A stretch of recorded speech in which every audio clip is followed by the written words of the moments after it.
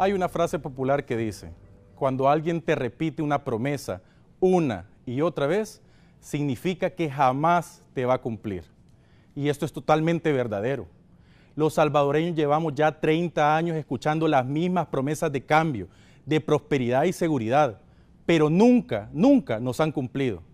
De lo que sí podemos tener una absoluta certeza es que esas promesas vacías nos han costado más de 37.000 millones de dólares. Ese dinero pudo haber sido utilizado para cambiar la realidad de muchas familias salvadoreñas, de jóvenes que pudieron haber sido becados y obtener una educación superior, en lugar de jugarse la vida tratando de construirse un futuro lejos del país. Pacientes que se hubieran recuperado de sus enfermedades al contar con los medicamentos adecuados. Esto, solo por mencionar algunos casos que hubieran beneficiado a una nación entera. ¿De qué no es un escenario alentador? Lo sabemos. Pero hay quienes se niegan a rendirse ante tanta corrupción. Por ejemplo, líderes como Nayib Bukele, todos los salvadoreños que se han sumado a Nuevas Ideas, ciudadanos como usted y yo que creemos que más que prometer hay que hacer, más que confrontar hay que unir esfuerzos. Y esta forma de pensar ha funcionado. A lo largo de su gestión al frente de la alcaldía de Nuevo Cuscatlán, Nayib le dio un giro positivo a la calidad de vida de sus habitantes.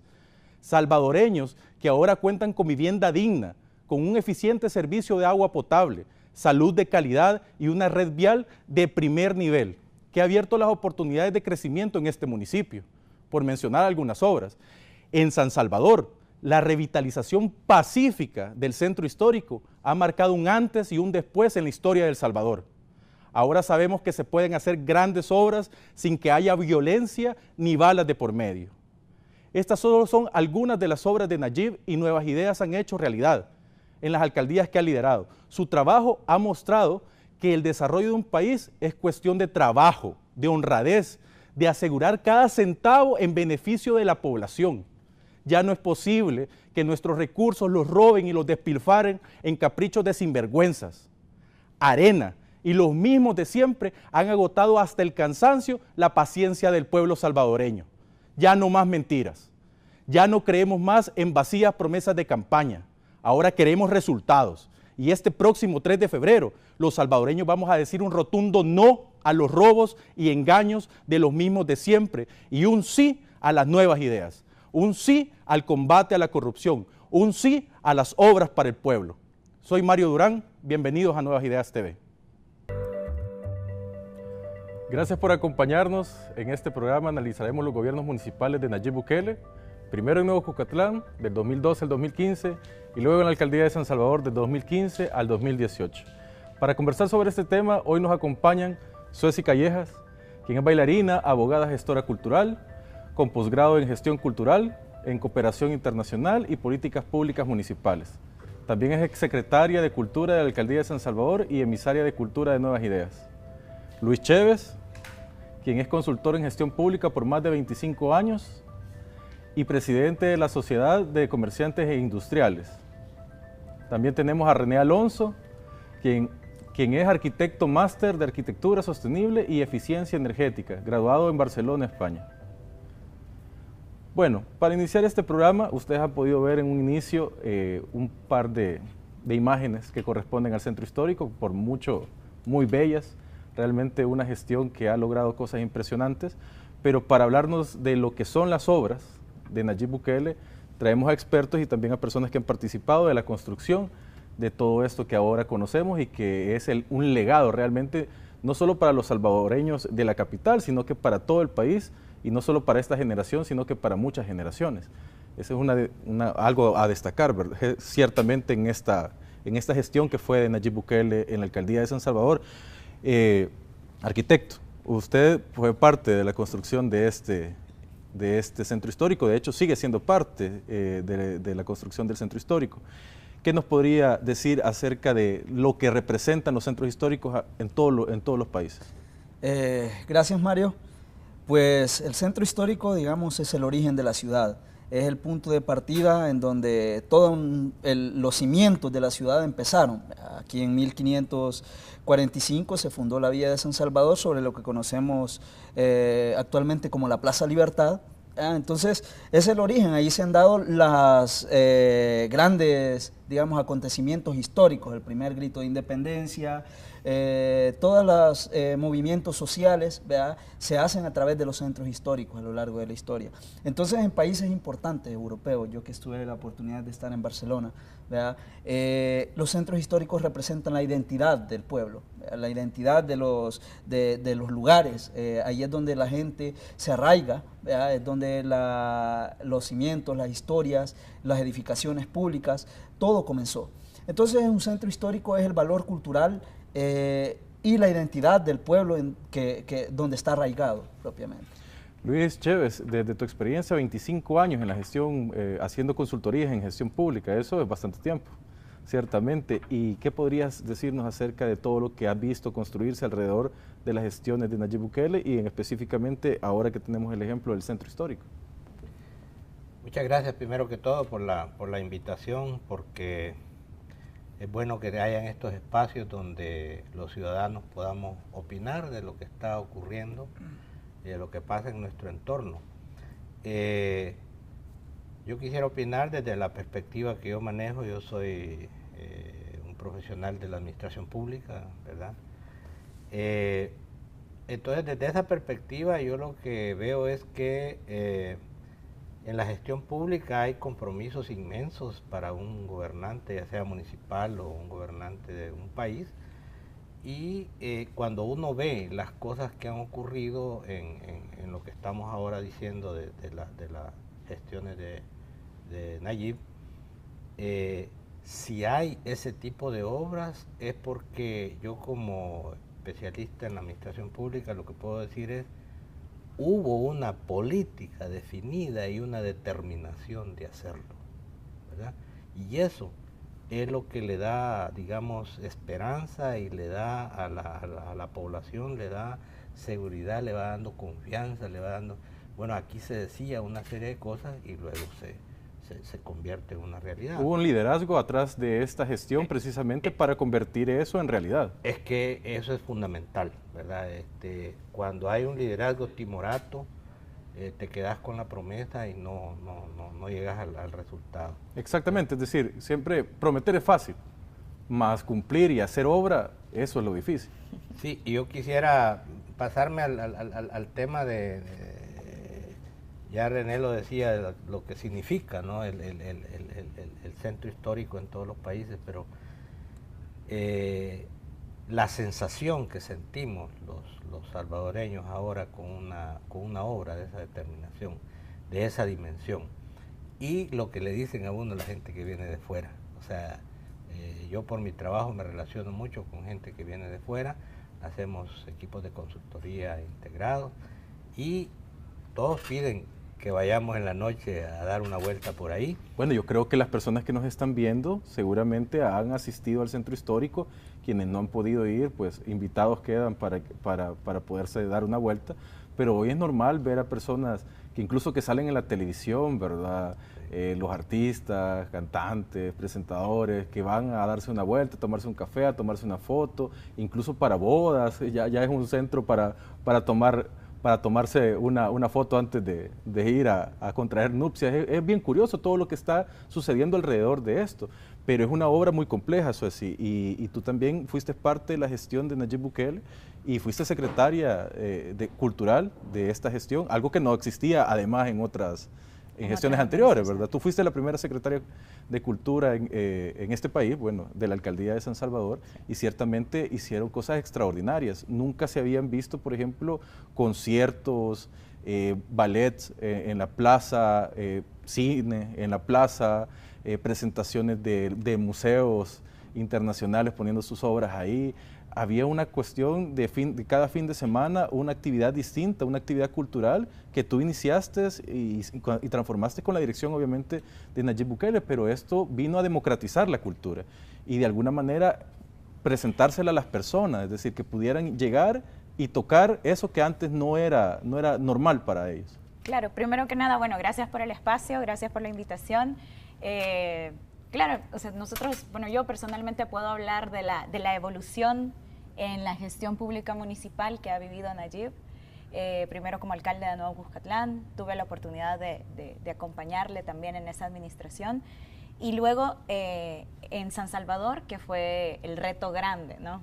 Hasta el momento, el reto grande, ahora vamos por la presidencia y entonces va a ser el reto a nivel nacional. Así es. Pero realmente en Nuevo Cuscatlán fue interesante también porque allá teníamos una oficina que obviamente era un poco más pequeña, que funcionaba como gestión cultural de Nuevo Cuscatlán, precisamente porque allá fue donde iniciamos este sueño de hacer una orquesta sinfónica, por ejemplo, la iniciamos en Nuevo Cuscatlán, iniciamos también las intervenciones en espacios públicos en Nuevo Cuscatlán, se intervino la plaza central de Nuevo Cuscatlán. En Nuevo también trabajamos todo un tema de identidad, porque Nuevo Cuscatlán pasó de ser un municipio que nadie conocía a uno de los municipios de los que todos hablábamos, precisamente por la capacidad de cambio que se generó desde la administración local, ¿no? Al tener un logo que le identificara al pueblo, que no estuviera identificado con ningún partido político, que fuera un sello del municipio en sí. Generó identidad. Generó identidad, pero lo interesante de esto y el mensaje creo yo que fue lo que seguimos llevando hasta San Salvador y que ahí sí lo pudimos trabajar al ser capital.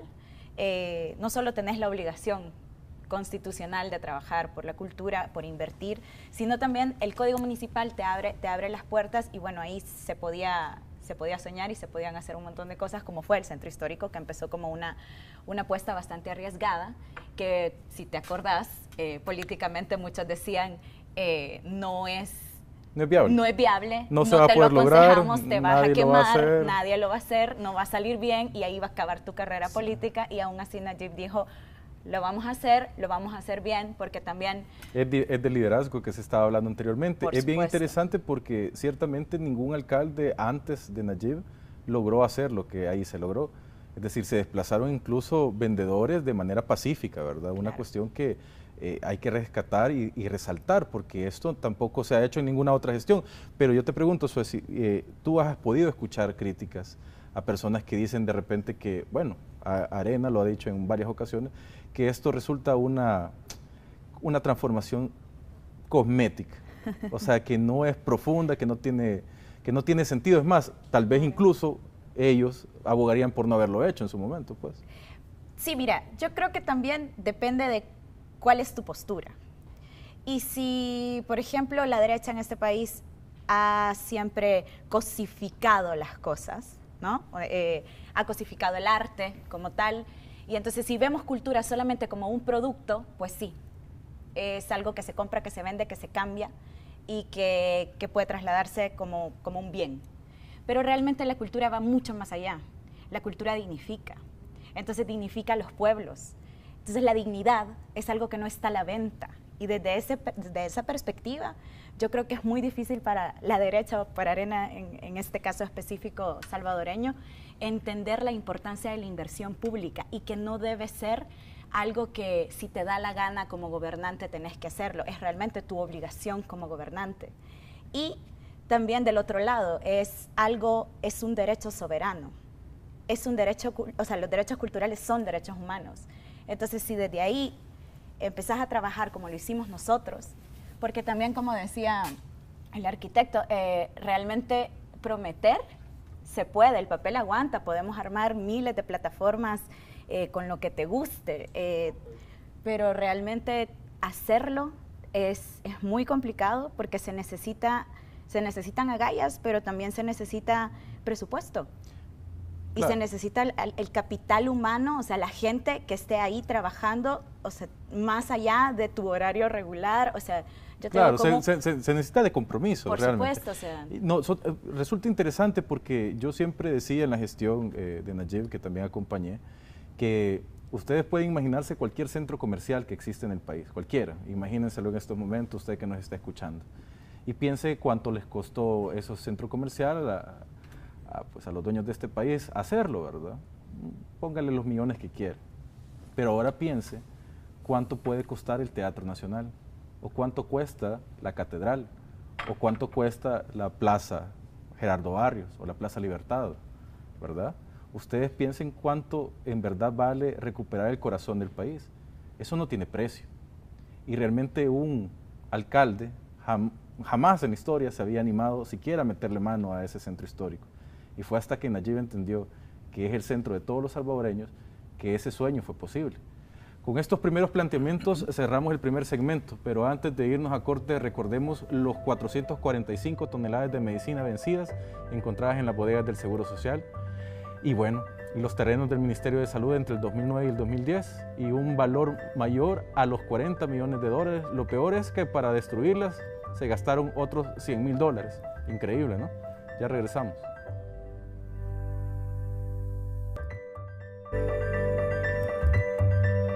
Estás en sintonía de Nuevas Ideas TV.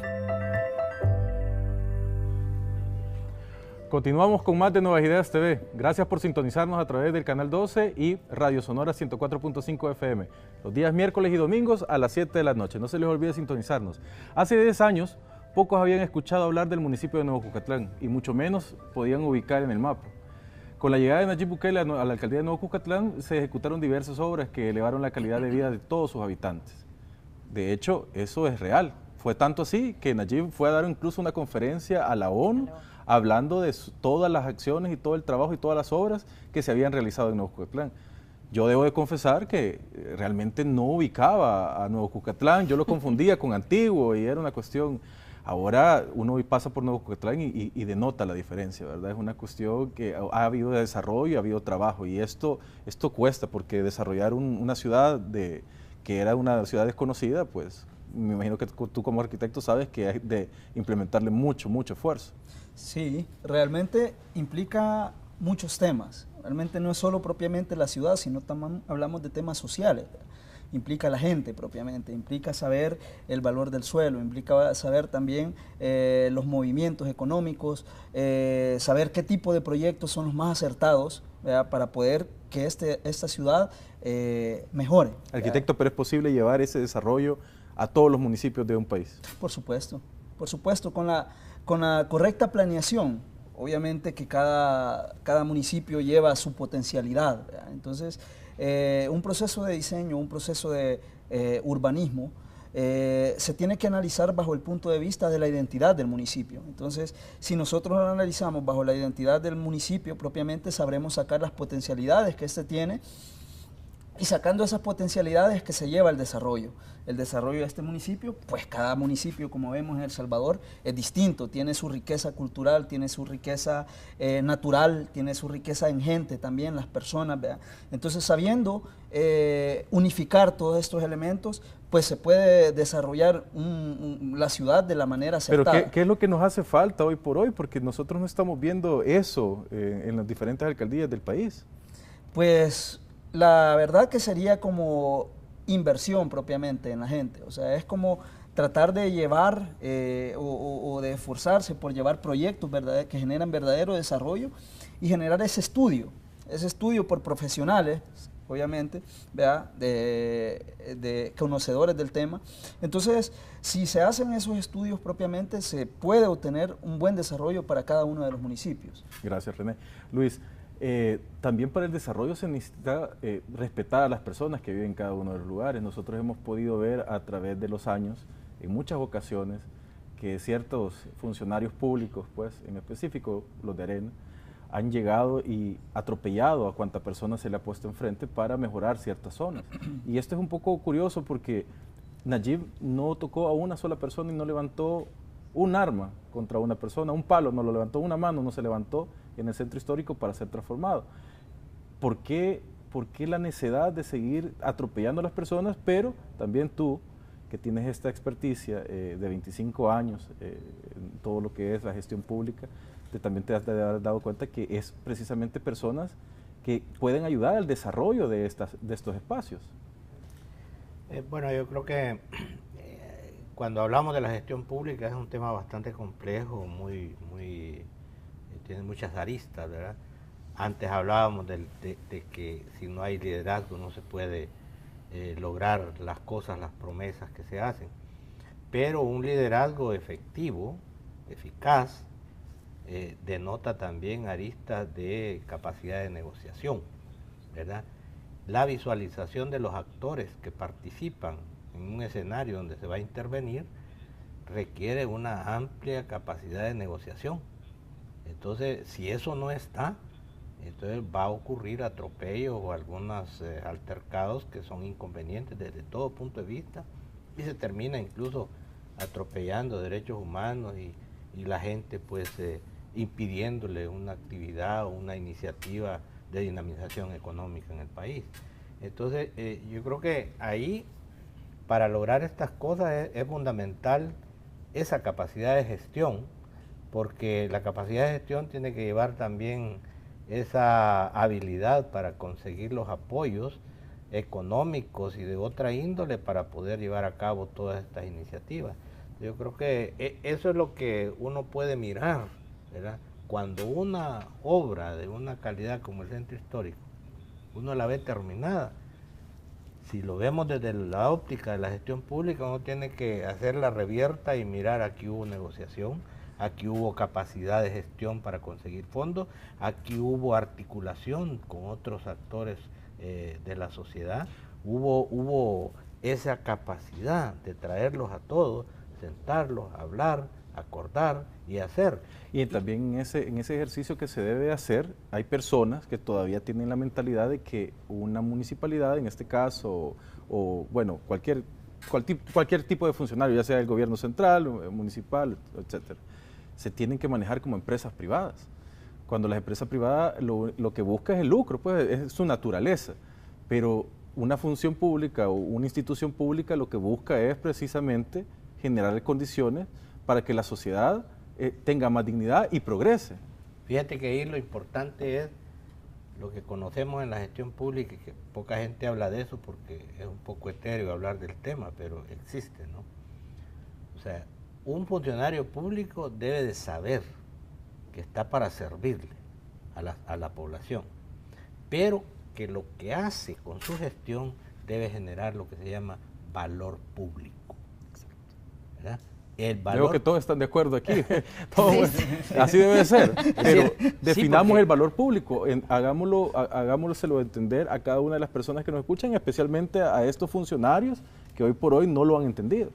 Fíjate que el valor público, o sea, tiene muchas conceptualizaciones, pero para ponerlo en forma muy sencilla es lo que percibo yo como ciudadano al final.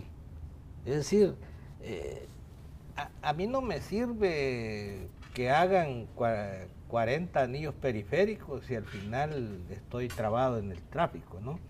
Entonces, bueno, pero lo estás diciendo precisamente por esto en lo que nosotros nos trabamos todos los días. Por lo que paso aquí de Santa Tecla a San Salvador me tardo 1 hora y cuarto todos los días. Cuando tenés suerte. Para entonces, 12 kilómetros, o sea, uno dice, tremendo, ¿no? Pero, entonces digo, valor público es esa percepción positiva de satisfacción que siente el ciudadano común y silvestre que va caminando por ahí, ¿verdad? Y que va con su niño y el niño se impacta de lo que ve.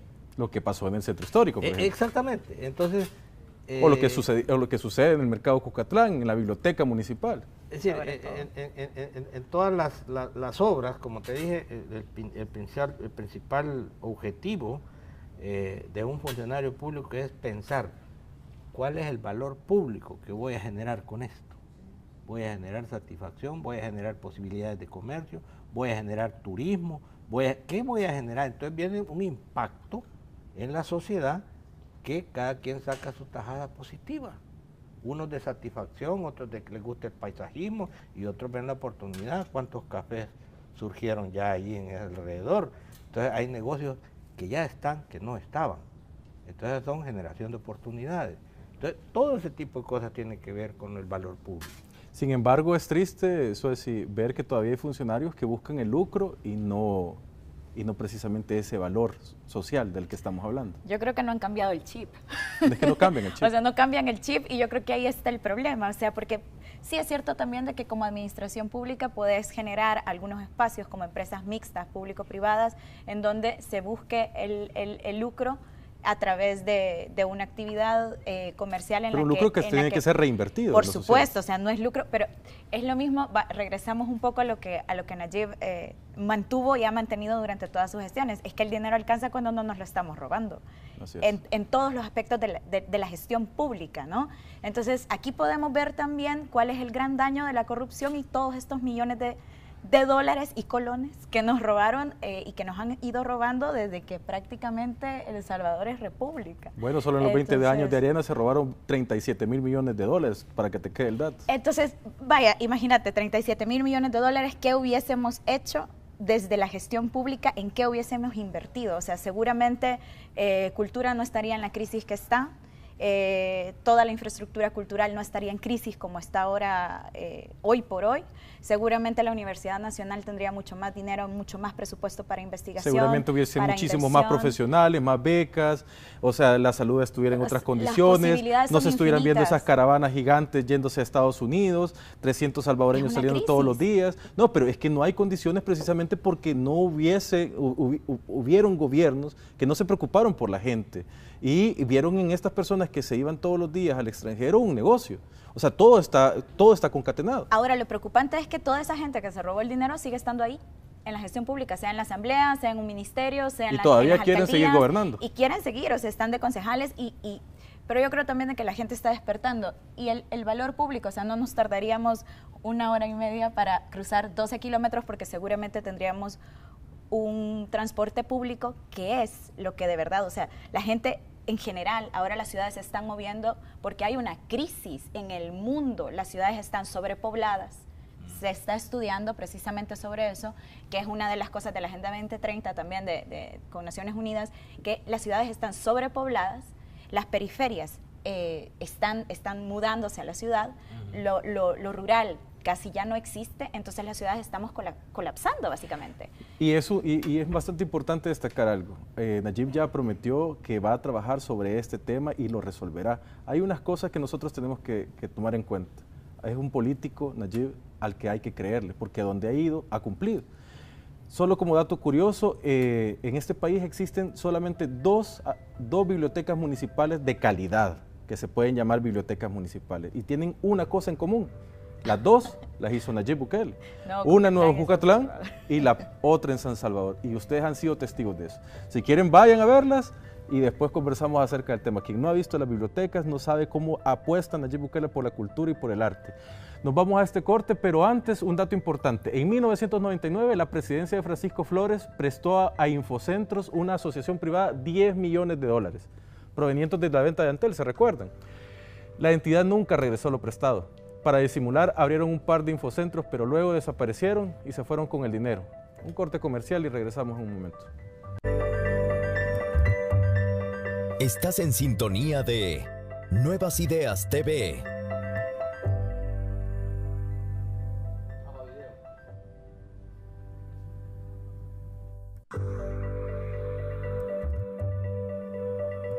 Más de 100 años aquí, desde que los fundadores de esta comunidad, y no hemos tenido hasta hoy, a través del gobierno municipal Nayib Bukele. Cientos de familias han comenzado este 2015 con una sonrisa en su rostro y no es para menos. Ellos son beneficiados por el servicio de agua potable gratuita. Nayib Bukele junto a su consejo municipal siguen inaugurando obras en beneficio de los habitantes de Nuevo Cuscatlán.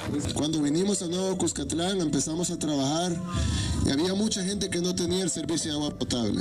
Había comunidades enteras como la Monseñor Romero, como la Cotería, como la Álvaro Rodríguez, que no tenían el servicio de agua potable y ahora ya lo tienen, y lo tienen 24 horas al día.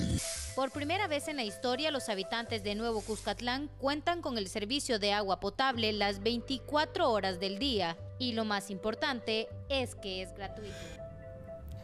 Me recuerdo que 2 años después Norman Quijano le llamaba que era un jovencito a Nayib Bukele, y en ese tiempo tenía 20 y tantos años, ¿no? Y estaba llevando agua a Nuevo Cucatlán, no sin antes haberla solicitado al gobierno central, recuerdo, al gobierno central que era del partido político al que pertenecía. Sí. Es decir, hubo una discusión porque elevó su solicitud incluso a la presidencia y entró en un conflicto con el que era el presidente de ANDA de aquel entonces y nunca le pusieron el agua. Entonces él tomó cartas en el asunto y empezó la inversión, una de las inversiones más importantes de Nuevo Cucatlán. Usted me va a decir si no es la principal, pero de hecho no tenían agua. En Nuevo Cucatlán cada semana caían 2 horas de agua. 2 veces a la semana. 2 veces a la semana, eran 4 horas de agua en toda la semana. O sea, estamos hablando de 16 horas en un mes. Y eso es lo único que ellos tenían. Hizo una inversión municipal para favorecer a todos los habitantes de Nuevo Cucatlán de manera gratuita, además. Y eso es muy destacable porque incluso hoy por hoy hay personas que no tienen el servicio de agua. Hay personas que no reciben ese vital líquido. Hay personas que incluso tienen que ir todavía a ríos a traer agua. Y aunque parezca a ustedes tal vez que les cae el agua, algo que sí está sucediendo aquí. Incluso los cortes, eso no debería de ser, pero bueno, Nuevo Cucatlán recibe 24 horas todos los días agua. Arquitecto, díganos usted, ¿qué tan importante es precisamente obras como esta, que incluso no fue una promesa de campaña, entró a la gestión, vio la necesidad Nayib Bukele del agua en Nuevo Cucatlán y empezó a trabajar por ello? Bueno, realmente el agua es desarrollo. El agua es desarrollo, al mismo tiempo también es la necesidad básica de todo ser humano, es el derecho que tenemos por nacimiento en este planeta, ¿verdad? Entonces... Pareciera que algunos no lo entienden, lo quieren privatizar, o sea, ahí anda Arena queriendo privatizar el agua y han hecho hasta lo imposible, ahora andan prometiendo que no, vamos a ver si es cierto, pues. No, es un derecho público, es un derecho que debe prevalecer para todos, realmente, y es algo que no debe lucrarse como para fines privados, sino que es para la gente, porque bajo esto todas las necesidades básicas del ser humano están ligadas al agua, ¿verdad? Tanto por salud, tanto por limpieza, tanto por industria, tanto por un montón de cosas, ¿verdad? Entonces... pero pareciera que la ausencia del agua se normaliza en países como este. Sobre todo porque en muchos casos se focaliza, ¿verdad? En muchos casos estaríamos hablando que se le quita ciertos rubros, ¿verdad?, para dárselos a otros. Entonces, como pasó en Nuevo Cuscatlán, o sea que cerca hay un parque de golf, en el parque de golf hay agua, ahí sí cae agua para regar el césped. No solo hay agua, hay lagunitas. Exacto, hay pozos. Entonces, pero ahí sí puedes regar el césped. Entonces, imagínate qué loco la lógica, incluso de ANDA, ¿no? Aquí puede haber agua para regar grama que ocupa gente con mucho dinero y con recursos para jugar con una pelotita, que es un deporte que yo creo que nadie, o sea, muy poca gente puede practicar. Pero estaba un pueblo completamente de 13,000 habitantes para ese momento en completo desabastecimiento. Entonces ahí había, y eso acarreaba un montón de problemas. De hecho, bueno, cuando fundamos la clínica en Nuevo Cuscatlán, nos dimos cuenta de que la gente, por ejemplo, padecía de enfermedades parasitarias crónicas. Es cierto, hay que hablar también de que hicieron una clínica 24/7. 24/7, que no solo te da... Que tiene todos los medicamentos y todavía sigue funcionando y lleva a todo el mundo ahí. Claro, y que funciona con un protocolo del Ministerio de Educación, de Salud, protocolo 1, y que cualquier emergencia hay una ambulancia también que te lleva al hospital, hay servicios es una cantidad, nosotros podemos empezar a concatenar tanta obra en Nuevo Cuscatlán, impresionante, pero hay personas que todavía llaman a esto, Luis, populismo. O sea, hay personas que prefieren manejar el tema del agua para poder precisamente ir a beneficiar a personas a sus jardines, o ir a beneficiar a empresas que necesitan agua, o beneficiarse a ellos mismos con los precios y regularlos. Cuando hay una gran necesidad a nivel nacional de agua, del vital líquido, es un derecho humano, es un derecho que nos corresponde a nosotros los salvadoreños, y no podemos obviamente dejarlo caer en manos de personas que ya han demostrado en el pasado pues que solo viven por sus intereses, pues. Pero bueno, Nayib Bukele ha dicho obviamente que el tema del agua es un derecho humano y lo va a proteger una vez llegado a la presidencia. Pero ¿qué piensas tú sobre todo esto que se ha venido dando? Hemos visto las imágenes de un Nuevo Cucatlán que hoy tiene el vital líquido, pero antes eso no sucedía. Y habían pasado 30 años de un mismo gobierno que, para variar, pues ya sabes de dónde era. Quizás has visto dos cosas. Cuando uno ve el caso de Nuevo Cucatlán, otra vez rescatemos lo que es la capacidad de un liderazgo con definición para hacer las cosas, ¿verdad? Eso lo dejaría. Que eso es fundamental, eso es transversal. Eso es como siempre, hay que arrancar con el tema de las obras, con ese análisis, porque el liderazgo es sumamente importante. Exacto. Y luego, ya elevando el tema de la discusión del tema de agua aquí en el país, con todo respeto, en algunas cosas que me ha tocado opinar, yo digo que aquí se está poniendo la carreta delante de los bueyes. Ahí está en la Asamblea Legislativa 4 anteproyectos, ¿verdad? Y van ahí con uno y otro.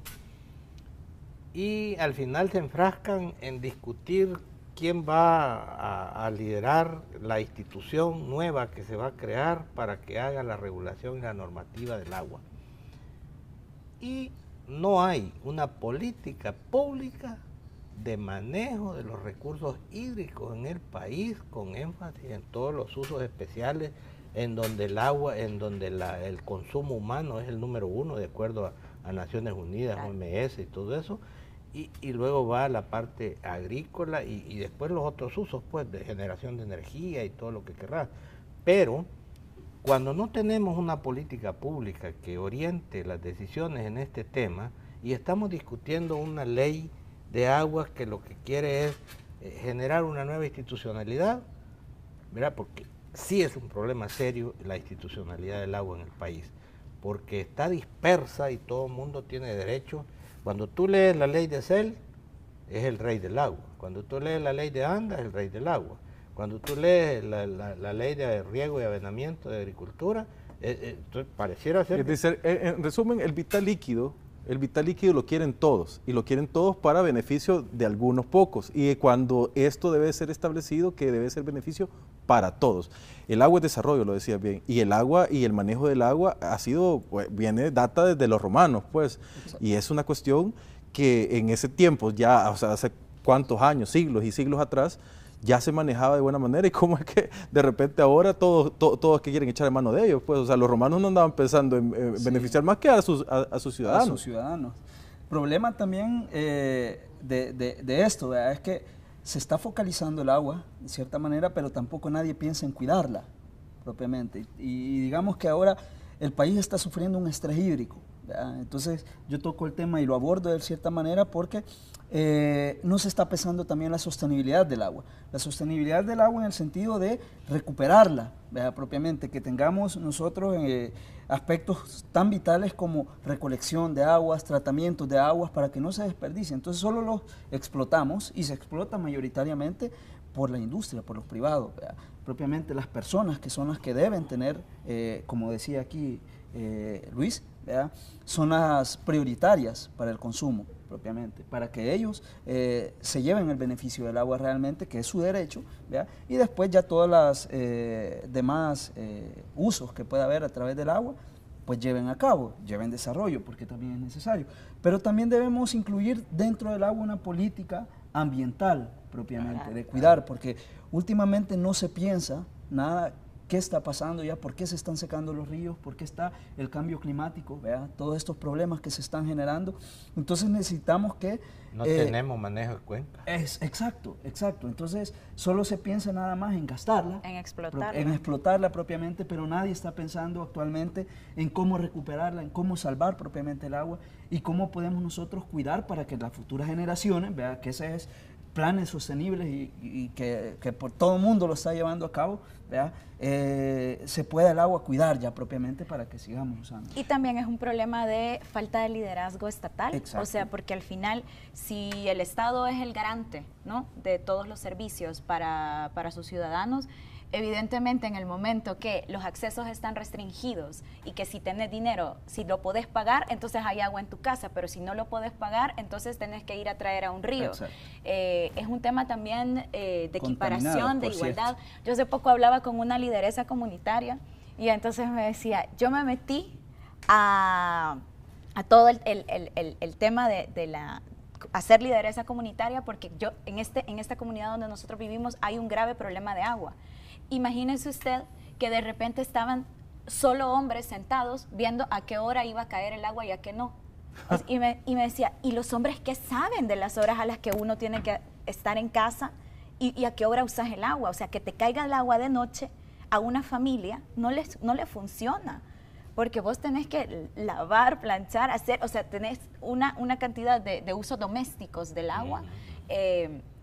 Entonces las mujeres tienen que opinar sobre esto porque en esta comunidad en específico la dinámica familiar social era así. Yo de Nuevo Cuscatlán recuerdo una anécdota que resulta curioso. hubo para la campaña que le dio la alcaldía de Nuevo Cucatlán a Nayib Bukele, iba con un alcalde que venía de familia, eran 30 años de gobernación. Se había heredado la alcaldía. ¿Cómo se llamaba? Nunca van a pasar la historia estos alcaldes, así hayan gobernado 30 años porque pues nunca hicieron nada por su pueblo. Pero, ¿te recuerdas de esa historia? Si quieres, cuéntala rápidamente. Dale, bueno, básicamente fue que estaban en el debate y para optar a la alcaldía y viene y dice Nayib, y Nuevo Cucatlán solo tiene 3 horas de agua a la semana. Y nosotros vamos a hacer las gestiones para poner el agua y si no la vamos a poner nosotros, ¿verdad? Lo dijo en aquel momento, era una promesa de Nayib. Y viene el alcalde de Nuevo Cucatlán en aquel entonces y le dijo, Nayib miente, porque Nuevo Cucatlán recibe 4 horas de agua a la semana. No 3. No 3.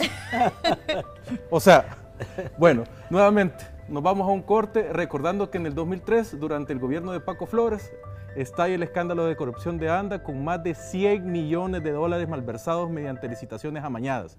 El culpable, Carlos Perla, funcionario de Arena. Fue condenado, pero nunca regresó lo robado y solo cumplió la mitad de su pena. Enseguida regresamos.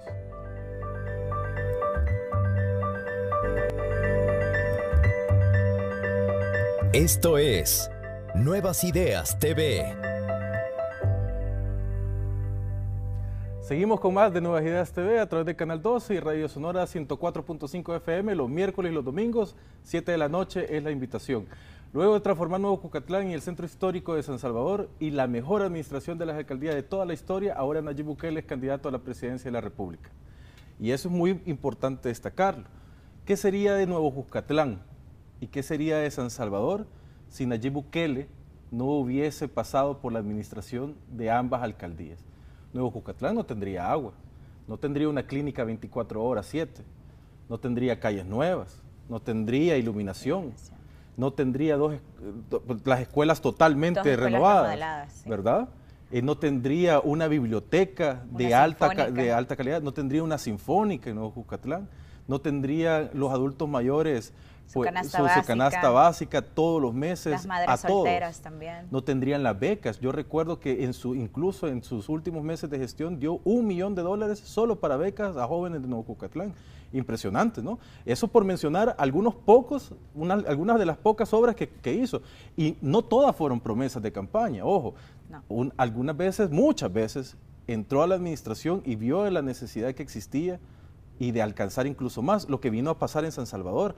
Una vez nos fuimos a una escuela por invitación de un director, Nayib vio las condiciones en las que se encontraba la escuela, la directora le pedía a él que le ayudara con la chapa del portón. Esto pasó en la... Concha Viuda. No era la Concha Viuda. En la Concha Viuda nosotros pusimos una gran cantidad de computadoras y una cancha. El centro de informática. Sí, pero esto era atrás de la zona rosa. En este momento se me está...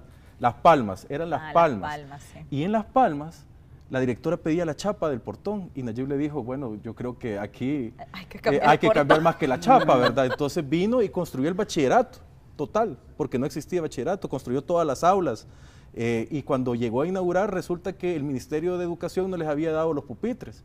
Entonces inmediatamente mandamos a comprar los pupitres y las pizarras y las bancas para que se sentaran los niños.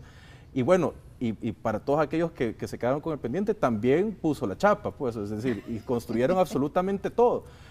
Y eso era porque ante un funcionario con liderazgo, que ya lo hablamos, llega y se construye porque las cosas se tienen que hacer para beneficio de la gente. No puedes venir y ver las cosas pasar y simplemente no tomar acción sobre el asunto. Impresionante fue que nosotros tuvimos que incluso pedir permiso al Ministerio de Educación, obviamente para hacer esta inversión, pero una burocracia que existe aquí en el país para ayudar, eso también tiene que desaparecer. Nosotros en este segmento casi ya no tenemos tiempo, tenemos que ir a las conclusiones, así que yo le pido a cada uno de ustedes que por favor me den alguna de sus opiniones para cerrar este programa. Bueno, muchas gracias. Todo proyecto, ¿verdad?, se debe hacer bajo una visión. Yo como participante, como parte del proyecto Centro Histórico, ¿verdad?, en diseño, planeación urbana, se debe tomar como un macro, propiamente, como un conjunto. Se hacen mayoritariamente proyectos puntuales en muchos casos, en otras administraciones, ¿verdad?, en donde más se ha hecho como cosmética. En ese sentido, que significa nada más renovar los proyectos puntuales, pero no tienen una integralidad, que es lo que se busca realmente en la renovación urbana propiamente. Entonces el proyecto Fase 1 de Centro Histórico llevó todos los elementos necesarios, tanto en gestión social, ¿verdad?, tanto en la gestión con las personas, tanto en el planeamiento urbano propiamente, y también en la visión de tener la inversión propiamente que iba a llegar después de que todo este proyecto exitoso que conectara las 3 plazas, el centro histórico de San Salvador, la historia, ¿verdad?, el origen, pareciera que ha dado el éxito necesario. Yo te lo digo como planeador de parte del equipo que planeó el centro histórico, que estuvo ahí de parte de ellos, y como turista, ¿verdad?, como turista ya que lo está viviendo todos los días. Entonces se logra ver que un proyecto con liderazgo, con la verdadera capacidad, con la visión, genera el éxito necesario para poder llevar desarrollo a un proyecto que antiguamente estaba abandonado, como lo es el centro histórico. La visión y la capacidad de gestión. Nayib Bukele también inició y gestionó el dinero para que se empezara a construir ya el parque Cuscatlán. Es decir, el Parque Cuscatlán se construirá gracias a una gestión que Nayib Bukele realizó como alcalde, y esto va conectado también con el centro histórico y toda una planeación al respecto. Ojalá continúen con ese trabajo, arquitecto, le deseo lo mejor. Gracias. Luis. Como ya no tenemos mucho tiempo, voy al grano. Yo creo que como conclusión podemos decir que los gobiernos que se hacen con base a programas y proyectos y no basados en una política definida, en una gran visión de lo que se quiere hacer, no tienen los éxitos que la población espera. Entonces yo creo que la conclusión aquí es de que la gestión pública debe de manejarse con eso, con políticas públicas definidas, y dentro de la política meter todos los arreglos legales, institucionales y la generación de proyectos. Y eso es lo que veríamos a futuro incluso. Toda la razón, Luis. Esperemos que una eventual presidencia de Nayib esto se logre de esa manera. Sueci Calleja. Me la pone difícil, hay un montón de cosas de que hablar, pero yo creo que tenemos que recordar que hemos sido víctimas como país, hombres, mujeres, jóvenes, niños, etcétera, y las futuras generaciones van a nacer como víctimas de una gran corrupción. Nos han robado más que dinero, oportunidades. Y creo que vale muchísimo la pena resaltar las administraciones de Nayib y todo el equipo que hemos estado con él, porque hemos asumido la administración pública desde un punto de vista ciudadano. Entonces, nosotros hemos trabajado realmente desde el soñar cómo quisiéramos ver San Salvador hasta hacerlo realidad. O sea, nosotros pasamos la promesa y lo hicimos realidad, pero lo hicimos realidad en base a trabajo, en base a consenso, porque no hubo una sola persona muerta o golpeada en el proceso de centro histórico, pero no solo se cambió la infraestructura, sino que realmente, porque si no sería un contenedor vacío, sin nada. Claro. Estaría la plaza divina, iluminada y demás, pero no habría gente. Yo fui el miércoles pasado y estaba lleno, y nosotros sabíamos. Programación cultural, ver la ciudad desde un punto de vista de identidad nacional, de identidad ciudadana y sobre todo de derechos humanos. Gracias, Sueci. Bueno, solo imagínense lo que hubiese sido de San Salvador y Nuevo Cuscatlán si Nayib Bukele no existiera. Nosotros tenemos el próximo 3 de febrero la oportunidad de darle ese chance a El Salvador de cambiar y transformarse, de ir por una vía de obras y no de promesas nada más, sino que de obras cumplidas. Nos quedamos cortos en esto, no hablamos de la iluminación de San Salvador, 100% iluminado. Fueron 8.000 luminarias más de las que ya existían, cuando las que existían la mitad estaban arruinadas, es decir, fue una cuestión totalmente diferente, se convirtieron a luz LED. Sinfónica municipal, ballet municipal, biblioteca, o sea, todo lo mejor. De hecho, no hay otra sinfónica en ningún otro municipio, nunca la hubo antes, tampoco hay un ballet municipal en ninguna otra parte, o sea, precisamente porque Nayib estuvo ahí.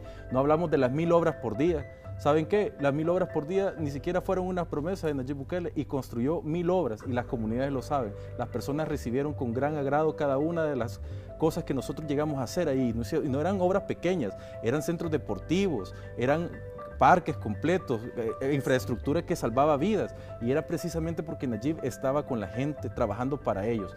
Con este análisis cerramos esta 9ª edición de Nuevas Ideas TV, un espacio para informar al pueblo con verdad y honestidad. Agradezco a los panelistas que nos acompañaron esta noche, y a los mismos de siempre les digo, ya saben, devuelvan lo robado. Buenas noches.